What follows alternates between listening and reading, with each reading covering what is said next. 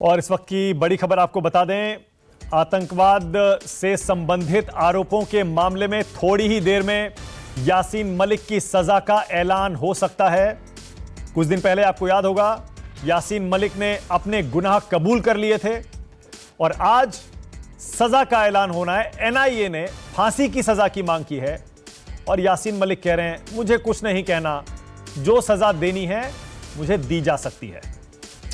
यासीन मलिक के खिलाफ एनआईए ने जो आरोप लगाए थे, उन ज्यादातर आरोपों को भी एनआईए ने चुनौती नहीं देने का फैसला किया था, मतलब इकबालिया जुर्म कर लिया था। और अब सजा के ऐलान के लिए यासीन मलिक को कोर्ट में पेश किया जा चुका है और अब किसी भी वक्त सजा का ऐलान हो सकता है। उधर श्रीनगर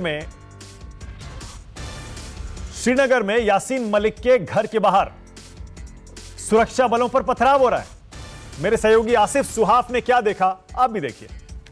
श्रीनगर के मायसूमा इलाके में मौजूद है और यहाँ पर पत्थरबाजी अब शुरू हो गई है। जो यासीन मलिक के समर्थक है वो यहाँ सड़कों पर बाहर निकल आए और उन्होंने पुलिस और सुरक्षा बलों पर पत्थरबाजी शुरू कर दी, जिसके जवाब में अब पुलिस और जो सीआरपीएफ है वो आंसू गैस के गोलों का इस्तेमाल कर रही है। जो पत्थरबाज है उन्हें लगातार चेज किया जा रहा है। आप देख सकते हैं इस तरफ जो पुलिस है वो पत्थरबाजों को चेज करते हुए आगे बढ़ रही है, लेकिन वहां से पत्थरबाजी हो रही है और पत्थर लगातार जो है पत्थरबाजों द्वारा यहां पर चलाए जा रहे हैं। ये आप देख सकते हैं जो आंसू गैस के गोले हैं उसका इस्तेमाल यहां पर पुलिस करती नजर आ रही है। पूरी जो सड़क है वो यहाँ पर धुआं काफी हो गया है और प्रदर्शनकारियों को काबू करने की पूरी कोशिश हो रही है। कैमरामैन मुजफ्फर रशीद के साथ आसिफ साहब, श्रीनगर मायसूमा न्यूज़ 24। ये श्रीनगर, और अब आपको ले चलते हैं दिल्ली की पटियाला हाउस कोर्ट, जहां मेरे सहयोगी प्रभाकर मिश्रा मौजूद हैं और मेरे साथ अब लाइव जुड़ गए हैं। प्रभाकर, कितनी देर में फैसला आने वाला है?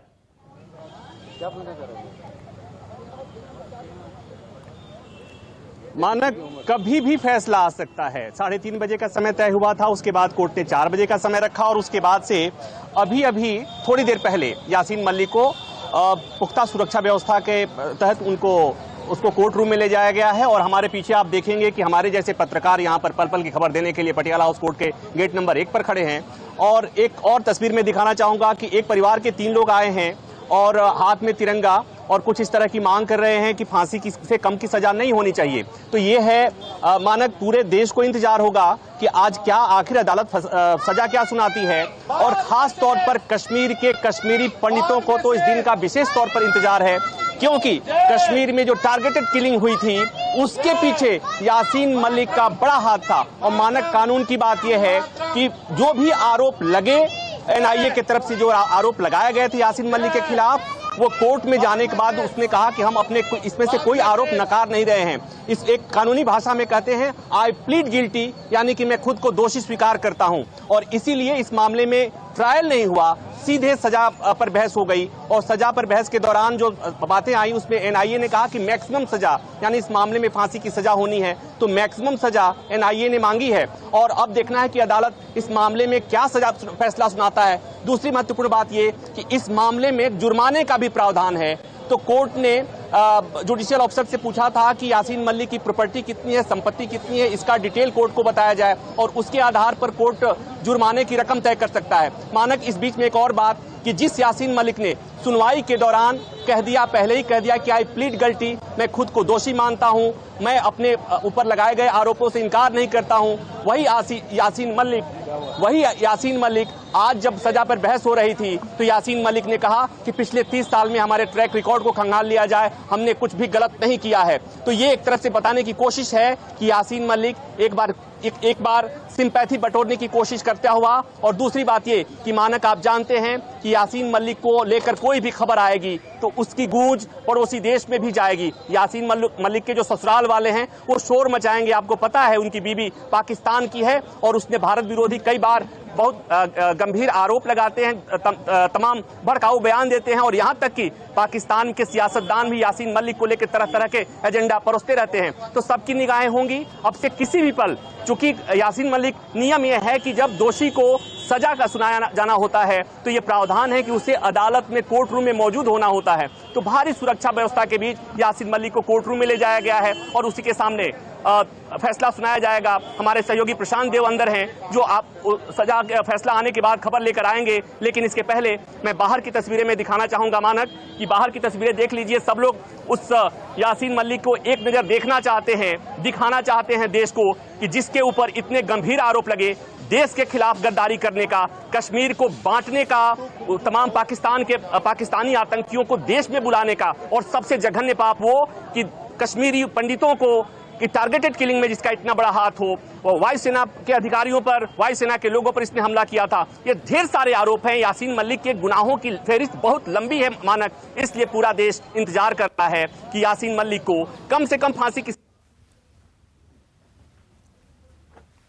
प्रभाकर की आवाज नहीं आ रही है। प्रभाकर से लगता है संपर्क टूट गया, नेटवर्क थोड़ा कमजोर है। श्रीनगर ले चलता हूं आपको, आसिफ सुहाफ के पास लाइव जुड़ गए। आसिफ, थोड़ी देर पहले आपकी रिपोर्ट देखी हमने, वहां यासीन मलिक के घर के बाहर जो सुरक्षा बल तैनात है उन पर पत्थरबाजी हो रही थी। अब क्या हाल है वहां पर, क्या देख रहे हैं आप? देखिए मानक, यहाँ थोड़ी देर पहले हालांकि पत्थरबाजी की कोशिश की गई थी। करीब 5 मिनट तक यहाँ पर पत्थरबाजी चली। मैं आपको दिखाऊंगा, ये इस गली की तरफ जो है पत्थरबाजी शुरू हुई थी और वहाँ से पथराव जैसे ही हुआ था तो यहाँ पर मौजूद पुलिस और सुरक्षा बलों ने उसका जवाब दिया और पत्थरबाजों के ऊपर आंसू गैस के गोले दागे, उन्हें अंदर की तरफ धकेला गया। यासीन मलिक के घर से करीब 100 मीटर की दूरी पर मैं अब खड़ा हूँ, क्योंकि पूरा जो अंदर का इलाका है वहां पर फोर्सेस की तैनाती हो गई है। जो लोग हैं वहां पर अब जाने की अनुमति नहीं दी जा रही है। केवल उन लोगों के अलावा जो लोग वहां पर रहते हैं, दूसरे किसी भी व्यक्ति को अब अंदर की तरफ जाने की अनुमति नहीं दी जा रही है। पूरे इलाके में इसी तरह से फोर्सेस की तैनाती हो गई है। आप देख सकते हैं पुलिस और सुरक्षा बलों के जवान चारों तरफ से यहाँ पर तैनात हो गए हैं और पूरे इलाके को घेरे में ले लिया गया है। इसके अलावा ड्रोन कैमराज की मदद से भी जो है पूरे हालात पर नजर रखी जा रही है। कोशिश यही है कि जो यासीन मलिक के घर के आसपास भीड़ इकट्ठा हो रही थी, जो उनके समर्थन में या इंटरनेशनल नारेबाजी हो रही थी, उसे तो पुलिस ने अब फिलहाल यहाँ पर खदेड़ दिया है, लेकिन अब कोशिश हो रही है कि हालात काबू में रहे। इसको लेकर जो है फोर्सेस पूरी तरह से चौकस नजर आ रही है और जमीन के अलावा आसमान से भी हर हरकत पर यहाँ पर नजर रखी जा रही है। जी मानक। ओके आसिफ, और वहां क्या कोई घर वाले यासीन मलिक के, कोई रिश्तेदार, पड़ोसी कुछ कह रहे हैं? क्या बोलना है उनका? हालांकि जो पत्थरबाजी हो रही है उससे संदेश तो उनका साफ है कि नाराज हैं, लेकिन फिर भी कुछ लोगों से आपकी बात हुई, क्या पता लगा क्या कह रहे हैं वो? जी बिल्कुल, थोड़ी देर पहले मानक मैं यासीन मलिक के घर पर गया था। वहां पर उनकी बहन, उनके दूसरे रिश्तेदार मौजूद थे जो लगातार यासीन मलिक को निर्दोष बता रहे थे। वो कह रहे थे कि यासीन मलिक के खिलाफ जितने भी आरोप है वो बेबुनियाद है। खुद वो कह रहे थे कि यासीन मलिक खुद बता चुके हैं कि अगर उन पर लगाए गए आरोप सिद्ध होते हैं तो वो अपने जो उनको पॉलिटिकल कैरियर है उससे वो इस्तीफा देंगे, वो छोड़ देंगे पूरा पॉलिटिकल कैरियर। इस तरह की बातें उनका परिवार कहता नजर आ रहा था।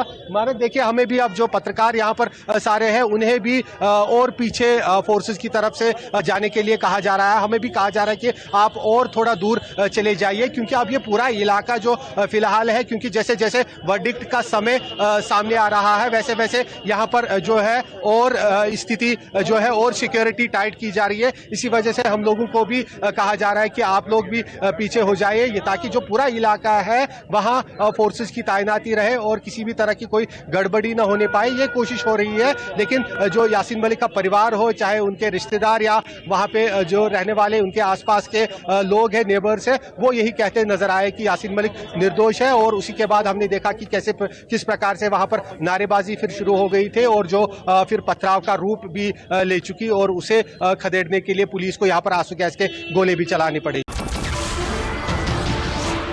नमस्कार, मैं हूं मानक गुप्ता।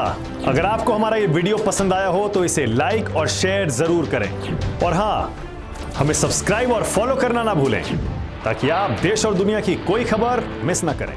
तो जुड़े रहिए हमारे साथ और देखते रहिए न्यूज़ 24।